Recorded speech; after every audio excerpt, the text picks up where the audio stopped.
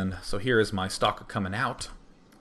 And of course, anytime you want your stalker to be constructed, it's a lot like fishing. It's like waiting for her, you know she's there, and finally you find her. Something like that, ask Joe. Either way, getting more probes, getting more stalkers, or am I? No, I'm actually just getting one. Because this is actually coming out a little bit more quickly than in the previous games, because I am in fact skipping the zealots. And I'm actually going to be not making this second gateway. My build seriously goes to supremely awesome land, because before what it used to be is that, oh yeah, and here's the warp gate, obviously, so I can just warp in a DT right there. And he tries to conquer my watchtower. I don't think so, Swede. What's going on here? Yep, and then I'm transferring this probe over here to do a little bit of construction action. So I was making a lot of zealots before, but, you know, they just weren't having as much utility. So basically what I do with my stalker is I try to poke up here and get a sense of what he's doing and when he's attacking, because in worst case scenario, I can always emergency respond. I notice I'm poking up here. Okay, yeah, I see that there's that marine count. No, he's had to have gotten the reactor. So I'm comfortable throwing down my Nexus, and I still haven't even made any units yet. Ooh, and the Dark Shrine isn't even halfway done. And actually, by skipping these Zealots and getting this expansion up, I can get 4 gateways up very quickly. 4 gateways up before my Dark Shrine is even finished, which was way different from before. Before I was going gateway, Dark Shrine, second gateway, right before Dark Shrine finishes, expand. And now I'm going like expand, gateway, gateway, gateway. Yeah, here's my gateways going down. And my Dark Shrine isn't even close to done yet. Yeah, cutting those units out. Now, theoretically, he could push right at this very instant, but it's a little bit long of a walk path. My Dark Shrine is almost done. And you can warp in non-stop Dark Templar and do reasonably against this push. Really, he needs to wait for that Raven to pop out before he's ultra comfortable when you are going Dark Templar. And we're going to see me have plenty of units, because again, I get these warp gates up so fast. I can easily begin throwing down some stalkers here. Here comes my DT. I'm not over-committing to the DTs, just getting one. And he did come out pretty fast. Oh, triumphantly marching to victory. Hanging out, taking a break before marching to victory. And Jinro does this annoying thing where he just like runs in a circle and actually can't kill anything. So I'm like trying to get in there. Well, I can just kill off some SCVs. That's pretty good. Alright, battle's doing pretty well. So I'm transferring probes. Another thing that I notice in my midst of training, since I'm pretty much just getting stalkers, I only need one of these geysers. I don't need all 4. I can just go for 3. 2 in my main, 1 at the expo, warping in a lot of stalkers. I'm getting a sentry just at the start, because even though sentries sort of lose utility as the game progresses, I can easily use the Guardian Shield, or as I misspoke earlier, the Graviton Shield, like we're watching some sort of Voltron or something.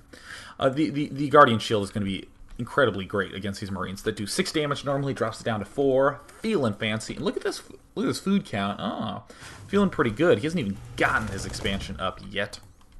Trying to be clever with my DT, just letting him know that I am in fact controlling things.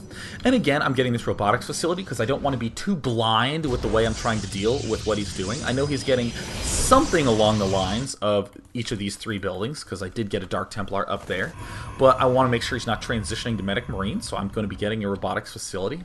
I'm also not forgetting my pylons, chrono boosting exclusively on probes, getting up a beastly economy, pulling this DT back. Want to have maximum vision of these Xel'Naga watchtowers. This actually is going to help a ton. Just the fact that I didn't lose this guy. I was feeling pretty good about myself. And of course, if for some reason he pushed and I was feeling scared, I can easily make a lot of chrono boosts out of these guys. So of course I see this Hellion here. I pull back all the units to take maximum damage for Hellions. Could have done a little bit better job on that. And he tried to harass, and I killed his Raven because I had spotting on the watchtower. And theoretically that shouldn't really happen all the time, but still, I end up preparing for it by like warping in 1 stalker here and here. So I'm playing a little bit defensively now. I do want to take down my destructible rocks. What's going down in Jinro's base? Well, we don't care, first of all, because we're going to win. But he's still doing the pretty much standard thing where he's making factories. He's going to be getting 2 factories with reactor, 2 factories with tech lab. Yep, there's the switch going down. There's the second tech lab for maximum Tenku. Yeah, I have my observer out. Actually, where is the observer on the minimap? Yeah, I'm just getting here. Trying to make sure that I still keep this alive. I really do want control of these watchtowers. So So I just march down here with everything I have and kill off these destructible rocks. Now, I want you to note that I'm at 100 food. I'm doing great, and uh-oh. A Stargate. Oh, surely not. It could not be. What are we watching? Noni play? Goodness, no. I'm not that good. I'm just getting a Stargate. I'm going to be getting Phoenixes. This ends up being the perfect way to bolster your mech composition. So here I'm expanding, and then now I get the 4th gas. By cutting out that 4th gas, I actually had a lot more money than I even thought that I would. Of course, I'm getting supply block because it is the way of day 9. Keeping some stalkers here. Don't want to get harassed there.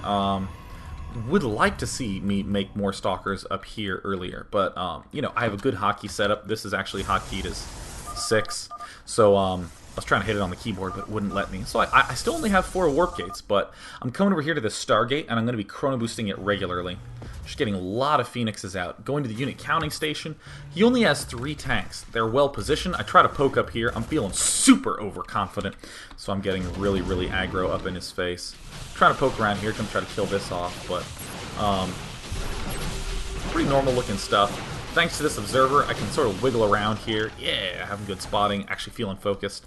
Yep, here are the 2 stalkers that I construct up here to deal with any sort of harassment. Still getting more Phoenixes. So now if he harasses, not only do I repel it, but my Phoenixes dart up and kill it off, because as you will note, Ravens, oh by the way, that's really annoying when he just throws the auto turrets under my observers. That makes me so mad.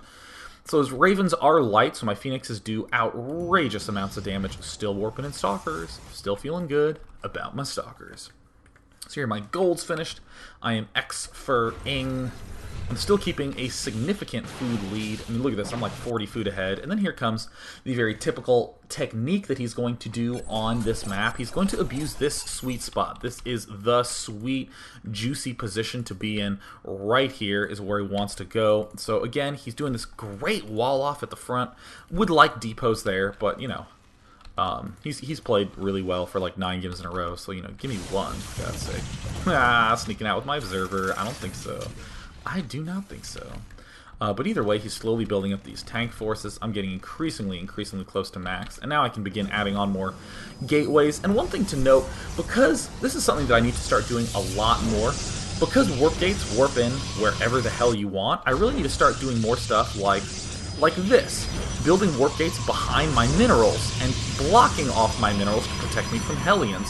Because it doesn't matter where they get placed. A lot of people do this, kind of hiding their warp gates and that sort of thing. Maybe I should even hide some over here to keep it a little bit ambiguous for him. But I definitely think that using this as nice little blocking techniques should be used a lot. So I'm like max. I have all my Phoenixes, feeling awesome, still chrono boosting. And he's finally making his command center. Now, in the previous games, I did nothing but struggle when he started to expand here. And also, I should be expanding here and killing off these destructible rocks here. I really should not be going for this expo, because again, it's the fact that this ramp points towards his other ramp here. He can just waltz all his tanks up here. But I do it anyways, because it would be very unlike me not to do at least one thing that's god-awful in a game. And this actually, I think, is something I should have done earlier. Just set this rally point up here. Because, hell, if he's going to harass from this side, you may as well just intercept before they even get down. And he's slowly inching forward. He ends up roasting a few of my guys, but I pull back in a reasonable amount of time. I have my DT up top. And here comes the Phoenixes. Now, I want you to watch how this battle goes. I just want you to check this out. So here it comes. Oh, weren't expecting Phoenixes, were you, Jinro? Even though you told me to do it before this game. Oh, yeah, lifting up all the tankies. Now, I want you to still see that these point defense drones are doing a good job of shutting down most of my stalker fire. And one thing that you'll note is, wouldn't it be great if I could blink in here, in between the games? So I showed you the first 2 games that we played, and these are the last 2 games that we're looking at right now. In those first 2 games, I kept trying to blink in there, but because he'd normally have tanks here and then have this line extending backwards. So if I blunk into his army, he would. These tanks in the back would like auto fire perfectly. It kind of doesn't work as well as you'd think. However, if all his tanks are lifted in the air thanks to my Phoenixes, then I can definitely blink under them, snipe him, shoot right up the butt, bam, take him down, snap a neck, a Swedish neck, to be specific, because we are playing against, of course, Liquid Jinro. So this just felt so awesome. This was rewarding because, I mean, the game turned out pretty much as typical. I mean, and look at how way far ahead I am in this food. And I don't think that this is Oh, hey, look, I can stop Mech cold now. I think it's an adequate way to deal with it. We actually played one more game after this, where I got super overeager with my Phoenixes and just tried to dart right in there and immediately win. And again, he was a little bit farther positioned back, hadn't quite advanced all the way forward, and he still crushed my army quite badly. And he's even been getting some Thors in that mix as well. But this was... I like the way that this ended up turning out. First of all, because I finally won a game after losing like 9. Yeah, lifting the tanks. The question I think I'm still lifting the tanks. Deep shit. But what I like about this is that it's not extreme. It is not some sort of extreme counter. That is probably the most important thing to note about all of this, is that I still have a relatively high gateway count. I still have these nice base units. I'm getting a forge.